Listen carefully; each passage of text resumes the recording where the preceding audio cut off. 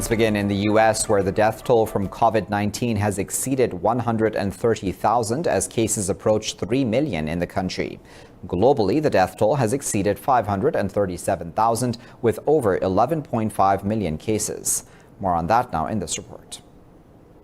With the coronavirus outbreak in Latin America showing no signs of slowing down, Brazil has reported 620 more deaths, raising the tally to over 65,000. President Jair Bolsonaro has tested again for the virus after showing symptoms of the disease, including fever. Meanwhile, Mexico fears the pandemic can last until April next year. The country has recorded over 261,000 cases, with the death toll crossing 31,000, putting it in a grim fifth place worldwide. In the U.S., the state of Georgia has declared an emergency and mobilized 1,000 National Guard troops after a 4th of July holiday weekend. New York's Governor Andrew Cuomo has called on President Donald Trump not to be a co-conspirator of the coronavirus. You now have 38 states in this country with an increasing virus rate of infection. It's only getting worse. It's not getting better. You look at states like Texas, you look at Arizona, you look at those curves. I mean, we know those curves. We've seen them. We've been there, done that. In Africa, the death toll has crossed 11,000, with former President of the Republic of Congo and Somalia's former Prime Minister among those dead. Over in Spain, various regions are taking different measures to contain the outbreak within their borders. Galicia County is the latest to impose restrictions on about 70,000 people after Catalonia also introduced a local lockdown. PCR tests will be carried out on those people who contact the health center or the health council if they live outside this locality and that report they have been in the areas around the bars or the street in which we have identified there are people with a positive test. In Asia, the Chinese capital Beijing has reported no new infections for the first time since an outbreak re-emerged at its main wholesale market last month. Meanwhile, South Korea has seen its daily new cases hover below 50 for the second consecutive day. Meanwhile, Australia's state of Victoria has been forced to consider a 4-week lockdown after recording its biggest one-day surge. Here in Pakistan, 77 more people have died of coronavirus in the past 24 hours, raising the overall death toll to 4,839. The health ministry said nearly 2,700 new cases have been detected since yesterday, taking the tally of infections to over 234,000. The ministry said nearly 135,000 people have recovered from the virus so far. Officials said over 2,300 patients across the country are critically ill due to the virus. The province of Sindh is the worst hit by the virus with over 96,000 infections, while Punjab has reported nearly 83,000 cases. In the northwestern province of Khyber Pakhtunkhwa, the tally of patients is over 28,000, while there are nearly 11,000 cases in Balochistan. The capital city Islamabad has reported over 13,000 cases, while Azad Jammu and Kashmir and Gilgit-Baltistan have nearly 3,000 cases. India's COVID-19 cases have surpassed 700,000, with over 22,000 people testing positive for the virus just in the last 24 hours. India is the third worst hit country after the US and Brazil. The health ministry said 467 more people died of coronavirus overnight, raising the toll to 20,160. Officials said they are now dealing with almost 260,000 active cases across the country. The sharp rise in infections has prompted several states such as Kerala, West Bengal, Assam and Jharkhand to reimpose lockdowns. Indian troops have martyred another youth in occupied Kashmir's Pulwama district, raising the toll to 6 this month. Occupation forces targeted the civilian during a cordon and search operation in the Gusu area of the district. Indian forces have martyred at least 181 civilians in more than 110 military operations since January. The occupied valley has been under New Delhi's crushing curfew and communications blackout for the past 337 days. Kabul says 15 Taliban fighters have been killed in an air and ground operation by government forces in the northern Baghlan province. Police claim that a key Taliban local leader is also among the dead. Police said the operation was launched on the Samangan highway. He said clashes erupted after the Taliban set up a checkpoint on the Baghlan-Balkh highway in Kashmir area. A government commander said the Taliban closed the highway after launching an attack on it. The Taliban, though, have not yet commented on the attack. During a video conference on Afghanistan, Pakistan has said the Afghan leadership should capitalize on the Doha peace deal for an inclusive and comprehensive political settlement. In a statement, the Foreign Office said the Pakistani side stressed the need for early completion of a prisoner swap to kickstart intra-Afghan talks. It was shared that the repatriation of Afghan refugees should be part of the peace and reconciliation process. Pakistan has stressed the international community must facilitate the successful completion of intra-Afghan talks. Well, Pakistan has also rejected Israel's plans to annex parts of the Jordan Valley and all settlement blocks in the West Bank. In an interview, the Foreign Ministry's spokesperson Aisha Faruqi said Islamabad views Tel Aviv's annexation plan with grave concern. She said Pakistan has always maintained a principled and consistent position on Palestine. Faruqi said annexation of Palestinian territories would be a violation of international law. She said it would be a dangerous escalation in an already volatile situation. The spokesperson reiterated Pakistan's support for the two-state solution as enshrined in relevant UN Security Council resolutions. Lebanon's HEZBOLLAH and Palestine's HAMAS groups say Israel's annexation plans are aggression against the Palestinian people. In a letter to Hezbollah's chief Hassan Nasrallah, the Hamas leader Ismail Haniyeh said the Palestinian cause is facing grave dangers. In a statement, Hezbollah said the Palestinian people are capable of confronting Tel Aviv's annexation.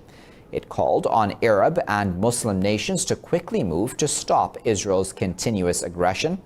Meanwhile, Israel's Settlement Council has announced it will build 164 new housing units in the Neve Daniel settlement of the occupied West Bank. Officials said the construction is part of Israel's expansion of the city of Jerusalem. On to Iraq now, where gunmen have shot dead a former government advisor and political analyst Hisham al-Hashimi in the capital Baghdad. Government officials have declared the assassination a targeted killing, but did not blame any particular group for the incident.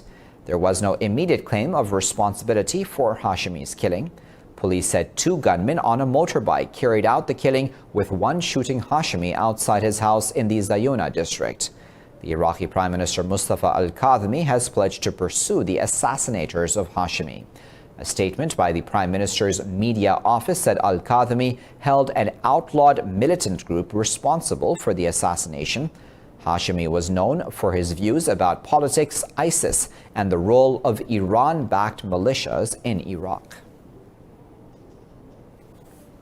A UN investigator says the U.S. drone strike in Iraq that killed Iranian General Qasem Soleimani and 9 others was a violation of international law. In a report, Agnes Calamard said Washington has failed to provide sufficient evidence to justify the strike on the convoy. Calamard said Soleimani was in charge of Iran's military strategy and actions in Syria and Iraq, but he was not an imminent threat to life. She said the strike was the first known in which a nation invoked self-defense as a justification for an attack against a state actor in a third country. China has accused the U.S. of unilateralism and undermining efforts to combat global challenges after Washington refused to join the UN's Global Arms Trade Treaty. Without naming the U.S., China's UN ambassador Zhang Jun said a certain country had walked away from international commitments and launched acts of bullying. Zhang said major powers need to encourage multilateralism and safeguard the international rule of law under the UN's auspices. Referring to Washington's refusal, he said the move had undermined efforts to tackle global challenges to maintain balance and stability. He said Beijing had joined the agreement, which regulates $70 billion worth of global arms trade. China is the 107th party to the UN General Assembly's 2013 pact, but the U.S. has distanced itself from the pact in July 2019. France's new Prime Minister Jean Castex has announced a cabinet reshuffle after holding office. The Prime Minister has named new figures to certain posts while others have been retained. Élysée Palace said 31 ministers, some of them deputies, include 17 women and 14 men. They will convene in their first Council of Ministers meeting later today. Jean-Yves Le Drian has been appointed as Minister for Europe and Foreign Affairs, with Gérald Darmanin as Interior Minister. The Turkish Foreign Minister Mevlut Çavuşoğlu says Ankara will have to respond if the EU imposes further sanctions on it. In a news conference with the EU Foreign Policy Chief Joseph Borrell, Çavuşoğlu said Turkey has always been transparent in its ties with the bloc and expects the same. Çavuşoğlu said Turkey will not allow itself to be held hostage by Greece and Cyprus and called on the EU to be an honest broker. Borrell said the EU held extensive discussions on Turkey, which is a key partner and candidate to join the bloc. He said relations between the two sides have become one of the most important issues for the EU in terms of foreign affairs. Borrell added, though it is not in the best period of relations, the two parties need to work together to improve ties. Last week, France said the bloc's ministers will discuss Turkey on the 13th of July with new sanctions on the agenda. Well, in Turkey, hundreds of firefighters are working to extinguish a forest fire in the northwestern Gallipoli Peninsula. State media said there were no casualties, but 2 villages near the site were being evacuated. It said authorities have suspended maritime traffic in the Çanakkale Straits. It is not clear how the fire began. Firefighting teams are using helicopters to drop water. The peninsula attracts many visitors each year to pay homage to those who fought during the Gallipoli campaign of World War I. I'll be back after this break with plenty more news. Stay tuned.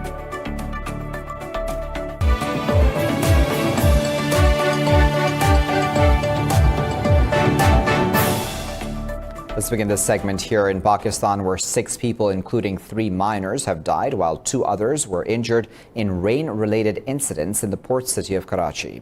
Data from the meteorological department showed 43 millimeters of rainfall was recorded in the metropolis's southern area.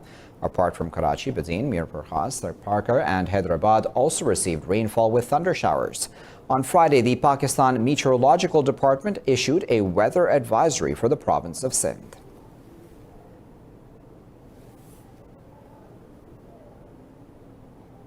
The UN says a 6-month HIV treatment disruption could cause an additional 500,000 deaths in sub-Saharan Africa. It warned the COVID-19 pandemic is jeopardizing years of progress against AIDS. In its annual report, the global body said the 2020 target of reducing AIDS-related deaths and infections will not be reached. The UN said the world was already way off course in its plan to end the public health threat even before COVID-19. Around 1.7 million people were infected last year, and there are now close to 40 million people living with HIV worldwide. On to Brazil now, where increased deforestation and fires are the main threats to the Amazon rainforest. Experts fear that the double danger can diminish trees on thousands of acres. The details in this report. In June, Brazil's Space Research Agency detected over 2,200 fires in the Amazon, which is higher than the same month last year. Another alarming indicator is rising deforestation. Fires are usually set to clear the land after trees have been cut down. Official data shows that deforestation is up 34% in the first 5 months of 2020. Environmentalists predict that at the current rate of deforestation, Amazon will be deprived of trees on the thousands of acres. Environmentalists predict that at the current pace of deforestation, Amazon will be deprived of trees on thousands of acres. Earlier this month, Amazon Environmental Research Institute analyzed that the areas are at risk of being set ablaze. Intolerância total às atividades ilegais. The investigations have shown that the dry season at the regions of the boundary between the Amazon and the Cerrado, which is part of Brazil's agriculture production area, the dry season has increased by 6 to 7 days each decade, and this increase in length of the dry season could threaten the second agricultural harvest. The Brazilian government has deployed the armed forces to protect the Amazon in May. Despite the initiative, deforestation has risen 12% in May from a year earlier and increased in June. There must be no lenience for illegal activities in the Amazon. More punishment is needed for illegal mining, land grabbing, and public land invasion. That needs to happen immediately. If not, we are going to have a much worse situation in the coming days. If not, we are going to have a much worse situation in the coming months. The communities in the Amazon have been bracing for the smoke that sweeps over the region during this fire season. Environmentalists say weaker environmental enforcement is to blame for rising destruction.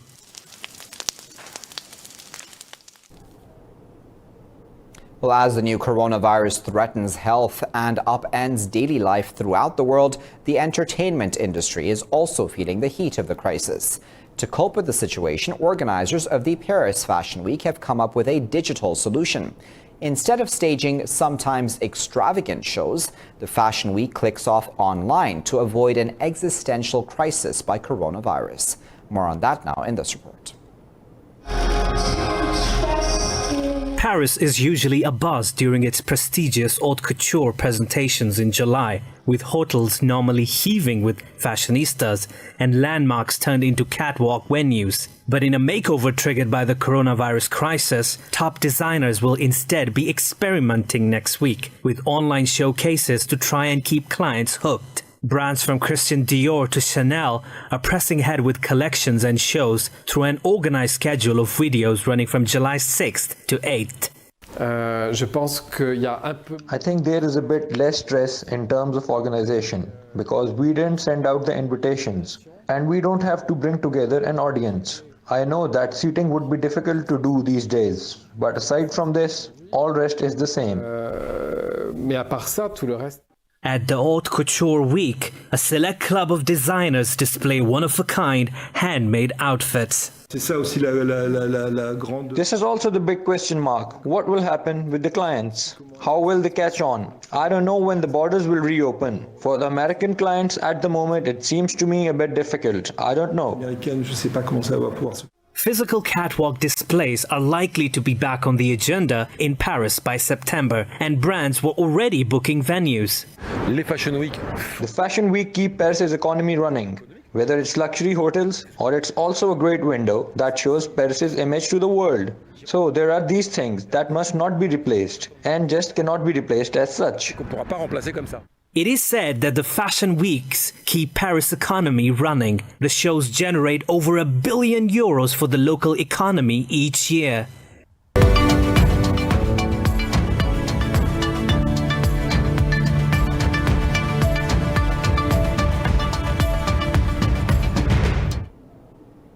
The European Union says it will act decisively against the US if it is unwilling to settle a row over aircraft subsidies and presses ahead with trade investigations. Speaking at the European Parliament, the Trade Commissioner Phil Hogan said Washington had twice rejected Brussels' proposals to settle the dispute. The U.S. has launched investigations known as Section 232 to assess the impact of imports on national security. Calling them unacceptable, Hogan said if these investigations go further, the bloc will have to stand together and act as well. Stocks in Asia Pacific are trading mixed as investors await the Reserve Bank of Australia's interest rate decision. Mainland Chinese stocks continue to lead gains among the region's major markets for a second day. The Shenzhen component jumped almost 3%, while the Shanghai composite rose over 1%. Overall, the MSCI Asia ex-Japan index has also advanced marginally. Meanwhile, Hong Kong's Hang Seng index gained fractionally, but Japan's Nikkei 225 and the Topix index slipped over 0.5%. South Korea's Kospi dipped 0.5%. Over in Australia, the S&P ASX 200 gained close to 1%.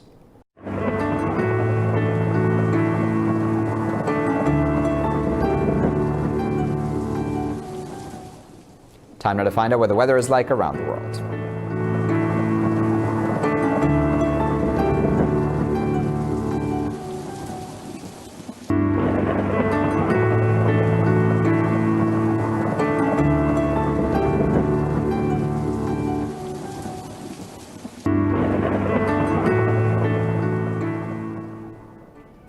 Well, for the latest updates on these and other stories, you can always follow us on our social media at Indus.News. Thanks very much for watching.